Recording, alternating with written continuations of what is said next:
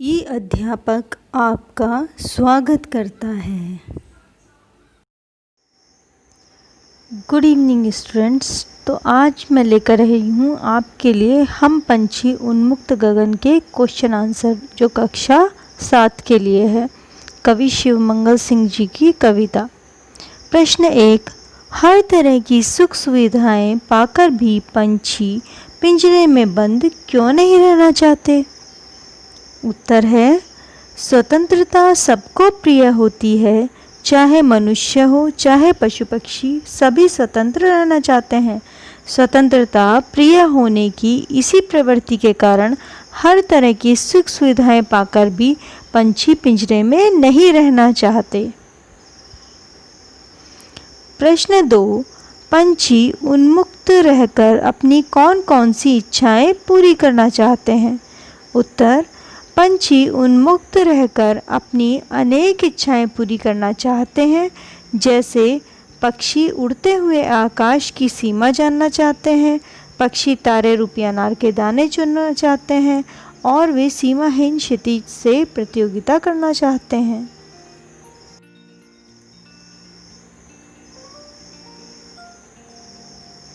प्रश्न 3, निम्नलिखित पंक्तियों का भाव स्पष्ट कीजिए। या तो क्षितिज मिलन बन जाता या तंती सांसों की डोरी। तो इसका उत्तर है, इसका भावार्थ है क्षितिज। क्षितिज का अर्थ होता है धरती और आकाश के मिलने का स्थल। पक्षी इस सीमाहीन क्षितिज से प्रतियोगिता करते हुए उड़ना चाहते हैं। ऐसा करते हुए या तो क्षितिज काल्पनिक न होकर वास्तविक हो जाता है या उड़ते उड़ते उनकी मृत्यु हो जाती है। प्रश्न 4, बहुत से लोग पक्षी पालते हैं। का पक्षियों को पालना उचित है अथवा नहीं? अपने विचार लिखिए। उत्तर, लोग भले ही पक्षियों को अपने मनोरंजन के लिए पालते हैं, पर मेरे विचार से पक्षियों को पालना उचित नहीं है। जिस प्रकार हम स्वतंत्र रहना चाहते हैं, उसी प्रकार पक्षी भी स्वतंत्र रहना चाहते हैं। जब हम बंधन में रहकर खुश नहीं रह सकते, तो भला पक्षी पिंजरे में कैद रहकर कैसे खुश रह सकते हैं? अतः हमें उनकी स्वतंत्रता में बाधक नहीं बनना चाहिए, अर्थात हमें उनको अपने मनोरंजन के लिए पिंजरे में कैद नहीं रखना चाहिए। ख, क्या आपने या आपकी जानकारी में किसी ने कोई पक्षी पाला है? उसकी देखभाल किस प्रकार की जाती होगी? लिखिए। उत्तर, हाँ, हमारे पड़ोस में एक तोता पाल रखा है। वे उसे पिंजरे में बंद रखते हैं और उस पिंजरे को ऊंचाई पर टांगते हैं ताकि कोई जानवर उस पर हमला ना कर सके।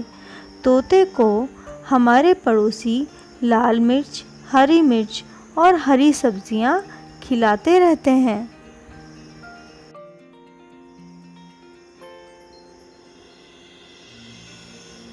प्रश्न 5, पंछियों को पिंजरे में बंद करने से केवल उनकी आज़ादी का हनन नहीं होता, अपितु वातावरण भी प्रभावित होता है। इस विषय पर 10 पंक्तियां लिखिए। उत्तर, पंछियों को पिंजरे में बंद करने से एक ओर जहां उनकी आज़ादी छिन जाती है, वहीं दूसरी ओर पर्यावरण भी पूरी तरह प्रभावित होता है, क्योंकि पंछी पर्यावरण में संतुलन बनाकर रखते हैं। अगर पंछी नहीं होंगे तो पर्यावरण का संतुलन बिगड़ जाएगा। हम बहुत सारे पंछी ऐसे हैं जो मरे हुए जानवरों को खाकर पर्यावरण को स्वच्छ बनाते हैं। अगर ये पंछी नहीं होते तो जो मरे हुए जानवर हैं उनसे वातावरण में बदबू फैल जाती और वे इधर उधर ही बिखरे नजर आएंगे।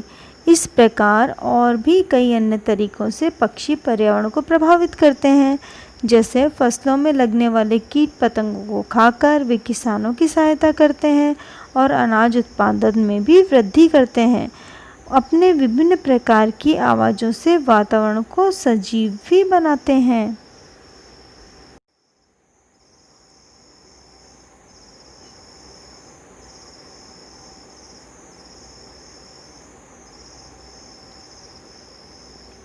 अनुमान और कल्पना के प्रश्न। प्रश्न 1, क्या आपको लगता है मानव की वातावरण जीवन शैली और शहरीकरण से जुड़ी योजनाएं पक्षियों के लिए घातक हैं? पक्षियों से रहित वातावरण में अनेक समस्याएं पैदा हो सकती हैं। इन समस्याओं से बचने के लिए हमें क्या करना चाहिए? उत्तर, हाँ, मानव की वर्तमान जीवन शैली और शहरीकरण से जुड़ी योजनाएं पक्षियों के लिए घातक हैं, क्योंकि इन योजनाओं को पूरा करने के लिए पेड़ पौधों को काटा जाता है, जिससे पक्षियों के घोंसले और उनके खाद्य पदार्थ नष्ट हो जा रहे हैं। जिस वातावरण में पक्षी नहीं होंगे वहाँ अनेक प्रकार की समस्याएं उत्पन्न हो सकती हैं, जैसे पक्षियों के बिना वातावरण प्रदूषित हो जाएगा, क्योंकि अनेक पक्षी मरे हुए जानवरों को खाकर पर्यावरण को दूषित होने से बचाते हैं।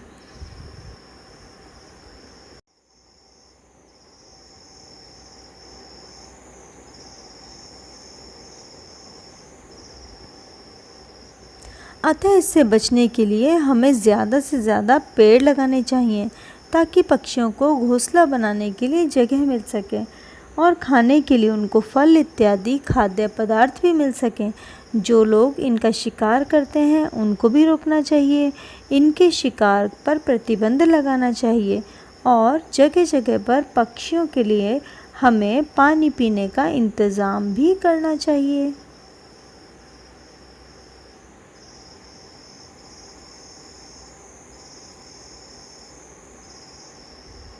प्रश्न 2, यदि आपके घर के किसी स्थान पर किसी पक्षी ने अपना आवास बनाया है और किसी कारणवश आपको अपना घर बदलना पड़ रहा है, तो आप उस पक्षी के लिए किस तरह के प्रबंध करना आवश्यक समझेंगे? लिखिए। उत्तर, घर के किसी स्थान पर पक्षी द्वारा बनाए गए घोंसले को हम बिना छेड़छाड़ के यूं ही छोड़ देंगे।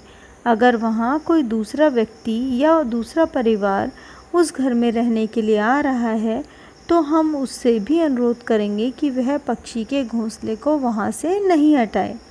हम हमारे नए घर में जाने से पहले उस पक्षी के लिए पानी तथा अनाज की व्यवस्था करेंगे, ताकि आवश्यकता अनुसार वह पक्षी पानी पी सके और अनाज के दाने चुग सके।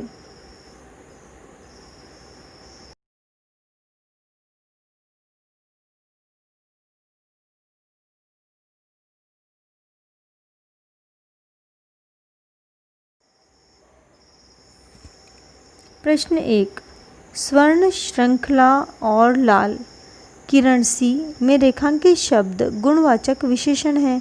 कविता से ढूंढकर इस प्रकार के 3 और उदाहरण लिखिए।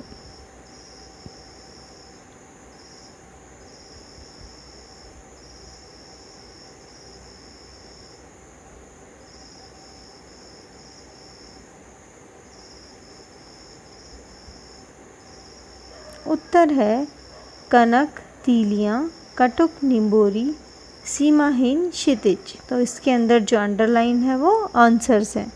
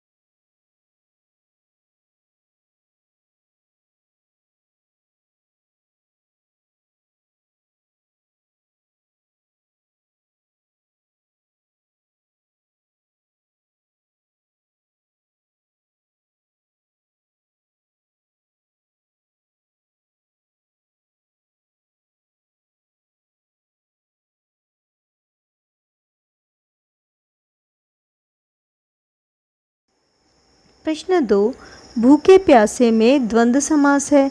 इन दोनों शब्दों के बीच लगे चिन्ह को सामासिक चिन्ह कहते हैं।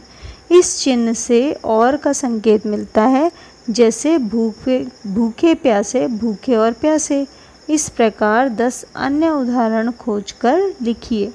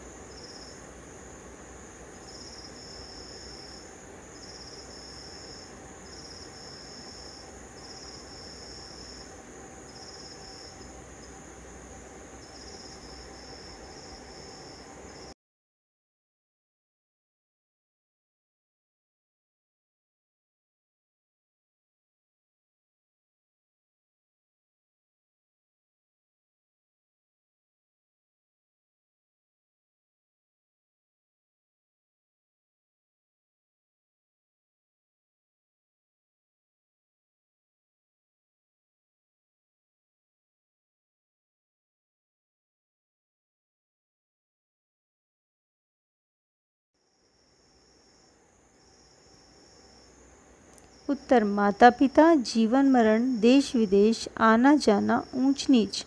तो माता और पिता, जीवन और मरण, ऊंच और नीच। अब अन्य उदाहरण है, पाप पुण्य, दूध दही, राजा रानी, भला बुरा, खट्टा मीठा। पाप और पुण्य, दूध और दही, राजा और रानी, भला और बुरा, खट्टा और मीठा। तो इसी के साथ प्रश्नोत्तर समाप्त होते हैं। मेरे चैनल को सब्सक्राइब अवश्य करें। धन्यवाद। हमारे चैनल को सब्सक्राइब करना ना भूलें।